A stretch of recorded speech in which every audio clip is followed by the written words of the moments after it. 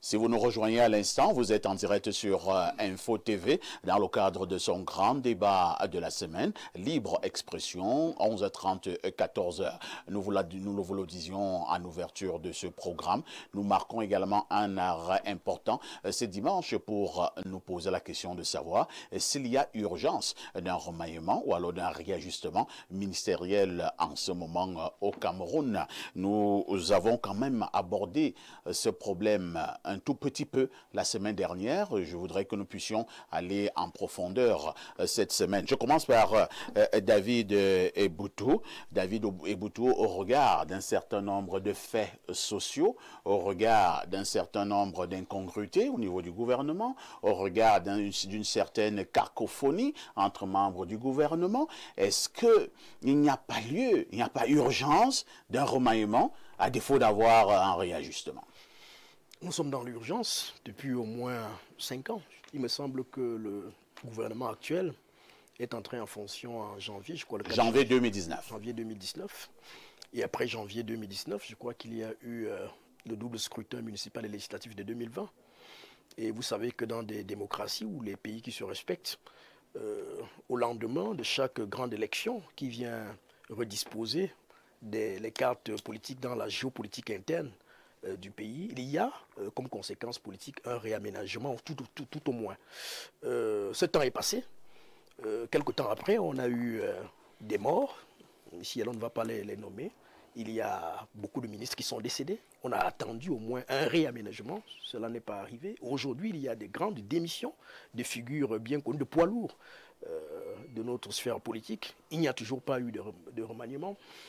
Je crois qu'au-delà de l'urgence, il y a surtout un constat. Le constat, c'est que celui qui tient la barque, et vous voyez, je reviens là-dessus, ne présente plus, qu'on le veuille ou pas, la même vitalité politique, la même vitalité qu'on lui a connue, qu'on lui reconnaît, qu'on lui aura reconnu il y a encore quelques années. Et c'est cela qui plonge les citoyens dans le doute aujourd'hui. Ils se demandent effectivement si c'est le pays, si le pays est toujours gouverné par celui qui est censé être le président de la République. Avez-vous l'impression, David, que cette question au Cameroun devient de plus en plus fondamentale? Le Cameroun est-il encore gouverné? Elle est non seulement fondamentale, mais cruciale. En ceci qu'il y a quelques éléments qui se rencontrent et qui viennent conforter les positions des uns et des autres. Quand vous regardez l'état et la situation d'incurie généralisée de notre pays aujourd'hui, est-ce que vous avez vraiment l'impression que le président de la République a encore une main mise dans tous les secteurs d'activité tels qu'on l'aura vu par le passé? Que non. Quand vous savez très bien ce qui se dit sous Cap, ce qui se dit dans certains bureaux feutrés, hein, les gens savent aujourd'hui, hein, on ne peut pas s'en cacher, que pour mériter une nomination, elle vient de ce que le professeur Joseph Ouna a appelé en son temps le président technique du Cameroun. Hein, vous suivez mon regard, c'est lui qui fait et défait aujourd'hui. Je ne suis aucun regard. Bon, le président technique du Cameroun, c'est qui? C'est le ministre secrétaire général de la présidence de la République. Ça, c'est le ministre Joseph Ouna qui l'avait désigné ainsi. Il a dit que... Je vais vérifier ça auprès du professeur Ouna. Il a dit que... Il a dit que le ministre, le secrétaire général à la présidence de la République au Cameroun est le président technique du Cameroun. Et donc, je disais donc... C'est vrai qu'il y a un autre membre du gouvernement, hein, je vais également oublier volontairement son nom, dans une des conversations que j'ai eues avec ce grand membre du gouvernement, il me dit, parfait, tu sais comment on appelle le secrétaire général à la présidence au Cameroun? Je lui dis non, monsieur le ministre. Il dit on l'appelle vice-dieu. Voilà. Est-ce que vous connaissez un seul secteur d'activité dans notre pays aujourd'hui, quand il y a mutation, une mutation administrative, politique ou institutionnelle, où vous ne trouvez pas la main du président technique du Cameroun? Il n'y en a pas. Vous voulez une nomination importante dans ce pays aujourd'hui, ça vient de là. Et ça, c'est connu. Donc, pour vous dire quoi? Et pour vous dire qu'il y a manifestement des gens et des citoyens aujourd'hui qui disent ne pas se reconnaître dans cette façon de faire. Ils veulent reconnaître la touche du président de la République. Et ceux qui ont l'habitude, qui connaissent un peu les usages du président de la République, disent que le Cameroun tel qu'il va aujourd'hui, c'est du fait de la mise en retrait d'un président qui ne les a pas habitués à ses us. Hein, à cette manière de fonctionner de notre pays. Et on comprend donc que le pays est entre les mains d'un groupuscule qui gère le pays selon ses intérêts, ce qui donne entièrement raison à Issa Chiroma, qui nous l'a dit récemment. Oh non. Et je passe justement la parole à l'honorable Somba Mongona, oui. complètement gratuite qui ne repose sur Finalement, aucun fait. tout ce que je voudrais vous rappeler, les autres débattaient disent ce sont des affirmations gratuites, c'est la désinformation. Ce sont des arguments parfaits. Laissez-moi développer. Allez-y. Je vais vous démontrer que c'est une affirmation gratuite parce que le président Biya dont on parle a été lui-même secrétaire général à la présidence de la République pendant 8 ans. Le ministre Ngongo est là depuis 13 ou 14 ans. Il a battu tous les records, c'est connu. Puis Samuel Eboa qui a fait 7 ans. Et puis le ministre Laurent Esso, 5 ans. Et puis les autres qui viennent avec 4 ans. C'est pour dire que c'est une fonction essentiellement stratégique. On n'y dure que parce qu'on respecte les instructions de celui qui est le chef.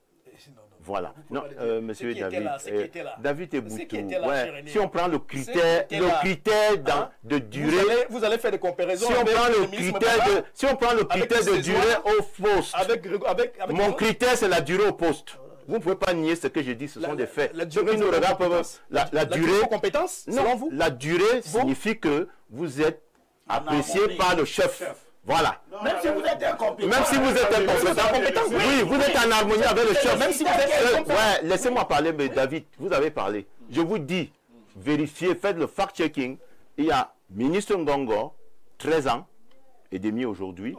Le président Paul Biya lui-même, 8 ans comme secrétaire général. Samuel Eboa, 7 ans. Laurent Esso, 5 ans. Puis viennent après les Mbarak, 4 ans. Et Joseph Owona. Voilà.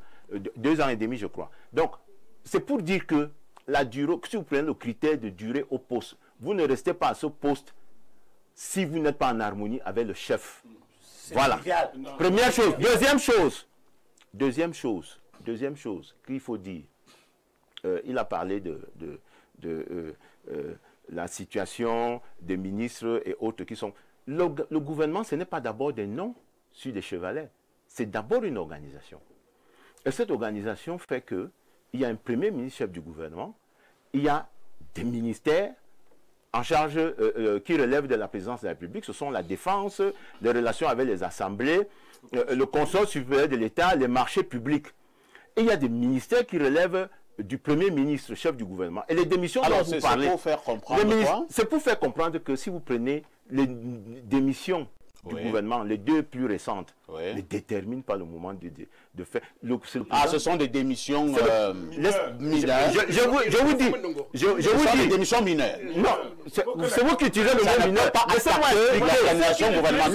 Laissez-moi expliquer. Le ministre Chiroma est parti. L'emploi continue. Vous savez que si vous prenez sur le plan de l'organisation du travail administratif, il y a rupture du service public. Un communiqué du service du secrétaire général des services du Premier ministre nous renseigne que le ministre Mounou Nafoutou de la jeunesse et de l'éducation physique a été désigné pour assurer la continuité du service public là-bas.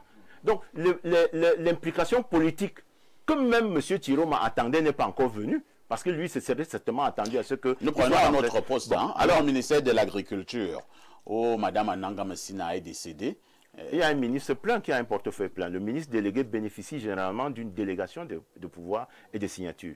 D'autres moyens... Je voudrais que nous arrivions peut-être à une conclusion ou à une déduction. On va faire une déduction, une conclusion. Est-ce que le président avait oublié qu'au ministère de l'Agriculture, il y avait un ministre plein? Mais il a quand même mis un ministre délégué. Parfait, ici. Le président n'oublie rien. Le président sait tout sur son gouvernement. Et le président sait que un gouvernement est organisé, il y a des habilitations, il y a les délégations. Mais maintenant, lorsqu'un ministre délégué meurt, on vous rappelle qu'il y a un ministre plein. L'opportunité de Est-ce que ça ne donne pas raison? Est-ce que ça ne donne pas raison à Marafa Amilou Yaya, dans une conversation qu'il a eue avec le président de la République, où le président lui-même lui dit, tu sais, au niveau du gouvernement, il y a maximum 4 ou 5 vrais ministres. Les autres sont des fonctionnaires à qui j'ai donné des titres. Bon, je ne peux pas vérifier la véracité de... Marafa avait menti. Je ne sais pas s'il a menti. Est-ce que les faits ne donnent pas raison à Marafa, donc? Non, moi je ne sais pas si les faits lui donnent raison. Je dis ceci. Le président a mis en place un gouvernement. Ce n'est pas que des noms. C'est aussi une organisation. Et qui a des moyens d'action. Il y a les délégations de pouvoir, il y a les délégations de signature, il y a les habilitations avec même faculté des délégués. Il y a également le côté déconcentré de l'administration d'État dont on parle. Parce que les chefs des départements ministériels sont d'abord des chefs des administrations publiques. Elles ne sont pas centralisées toutes à Yaoundé. Elles sont déconcentrées à l'échelle du territoire. Vous allez chuter. C'est-à-dire que le fait qu'un ministre démissionne ne doit pas entraîner une rupture du service public. Et la préservation du service public et la poursuite des missions d'intérêt général est fondamentale. Bien plus fondamentale que le choix d'un homme pour présider au ministère. Et je dis donc que le président est le seul, en vertu de la Constitution, qui nomme et met fin aux fonctions des ministres. Si un ministre espère qu'en démissionnant, il va déclencher des mécanismes de remaniement, c'est un calcul qui n'est pas tout à fait, qui peut s'avérer inexact, parce que il suffit que le président, par exemple, actuellement, ne fasse pas ce remaniement et on n'a pas les effets politiques attendus. Donc, il faut faire confiance à l'organisation du gouvernement. Il faut faire confiance au pouvoir de coordination que détient le Premier ministre, chef du gouvernement. Il faut faire confiance au pouvoir de coordination du secrétariat général. Il faut faire confiance au pouvoir d'administration territoriaux que détiennent les gouverneurs, les préfets, les services déconcentrés, les services techniques, les responsables des structures sectorielles. Il faut faire confiance aux autres démembrements de l'administration qui sont tutélaires, par exemple les sociétés d'État, les établissements publics, les établissements administratifs, ceux qui sont chargés dans divers secteurs de conduire l'action de l'État. Donc, moi, je crois que focaliser le remaniement sur le fait que des ministres soient décédés ou qu'ils soient démissionnaires, c'est être court dans l'analyse. C'est un non-événement. Ce n'est pas un non, je n'ai pas dit que c'est un non-événement. Je dis que le seul qui peut apprécier la valeur ou l'impact de l'événement, c'est le président de la République. C'est compris. Ce n'est ni vous, ni moi. Pierre Blériot-Nyémec, ce gouvernement de janvier 2019 au Cameroun est-il encore à la hauteur des attentes du peuple? Bon, mais comme il y a un qui redistribue quand même les notes, je vais lui dire que son évaluation sur la durée du mandat du SGPR n'est pas tout à fait correcte. Le SGPR a bénéficié avec toute l'équipe Ngongo des 6 années qui ont coulé là. Personne n'a manqué de ces 6 années. Donc pendant ces 6 années, même si vous étiez le ministre Momo, vous aviez vos 6 ans. Donc, même si vous étiez qui, c'est-à-dire les 6 années là, on ne faisait rien. Même si vous mouriez, ça continuait. C'est ce qui vient d'ailleurs de vous expliquer. Les NAM qu'ils ont faites, qui est la... qui est... Non, oui, je sais, c'est mon analyse. A formé d'autres là-bas, l'ENA à Paris et tout. Ils ont pris des habitudes administratives là-bas. Qu'il vous cite un exemple d'un pays qui a vu ses ministres mourir, démissionner, un seul dans le monde. Le BIA ne va pas recréer l'administration. Arrêtez de nous en fumer de la sorte. Vous venez dire ça aux enfants, dites-leur que, exemple, tel autre pays. Ne faites pas ça. Il est incapable de mener un remaniement, mais il va être tenu de le mener. Parce que même les tractations qui se passent maintenant, c'est pour qu'on lui propose des gens. Il ne connaît plus les gens qui sont là. Il ne les connaît plus. Bon, il connaît plus grand monde. Les gens qui connaissaient, c'était les gens de 33. Vous n'êtes pas de 33. Donc vous, Biya ne vous connaît pas. Il n'est plus au courant de vous. Donc on va vous nommer probablement. Et je vous souhaite. Donc Biya va faire un remaniement. L'honorable bénéficie quand même d'un décret présidentiel. Je dis que... Cela signifie que M. Biya connaît l'honorable. Non, voilà. Biya ne le connaît pas. C'est mais qui a signé? Non, le décret. C'est qui a signé. Biya n'a pas reconnu certains ministres lors des conseils des ministres. Il y avait un géant ministre, il y a un géant ministre des sports. Tu es journaliste. Vraiment. Il avait demandé c'est qui ici. Ça, c'est le vrai fantasme du ministre. Il a dit je ne le connais pas. Donc Biya ne les connaît pas. Il ne nous connaît plus. Donc il va faire un remaniement, celui qu'on lui aura proposé. Cette tractation vise à former un nouveau gouvernement. Et c'est une urgence. Biya ne peut pas, dans ces conditions-ci, amener cette équipe-là qui est foutue. Parce que Issa Tiroma, il faut bien vous le dire, est de Garoua. Vous enlevez Issa Tiroma démissionne et on prend un gars de Maroua, on met là en attendant. Qui va aller battre campagne à Garoua, le moment venu? Il y a toutes ces stratégies. Bello Bouba, vous n'avez pas le courage d'afficher sa démission. Vous savez que Bello Bouba va vous mettre en difficulté. Vous allez résoudre... Par rapport à quoi? Oui, c'est lui qui vous avait sauvé. Condoré Bello Bouba vous a sauvé plusieurs fois. Donc, vous n'êtes même rien dans le Nord sans ces gens-là. Donc, ce qui vous attend dans le Nord avec vos 2 500 000 là, qui risque de perdre encore combien? 1 million 200. Voilà. Si vous perdez encore 1 200 000, vous restez avec 1 300 000. C'est un faux Très bien. calcul. Merci.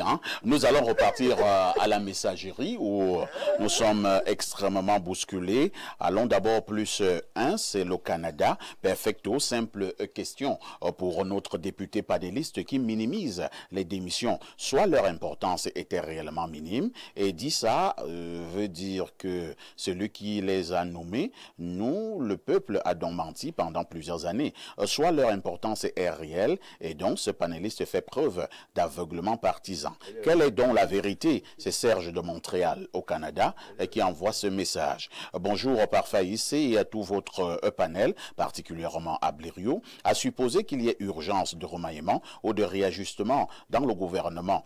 Ça se ferait comment? Les ministres se réuniraient-ils eux-mêmes pour décider qui d'entre eux partirait et qui resterait? Je le dis parce que c'est sûr que cela ne viendra pas du président de la République. Il n'y a qu'à voir qu'aucun ministre décédé ou démissionnaire n'a été remplacé. Pour un cartisard comme moi, ça veut simplement dire qu'il ne servait à rien. Il n'y a pas urgence de remaniement ou de réajustement, il y a juste besoin de changement à la tête, c'est tout.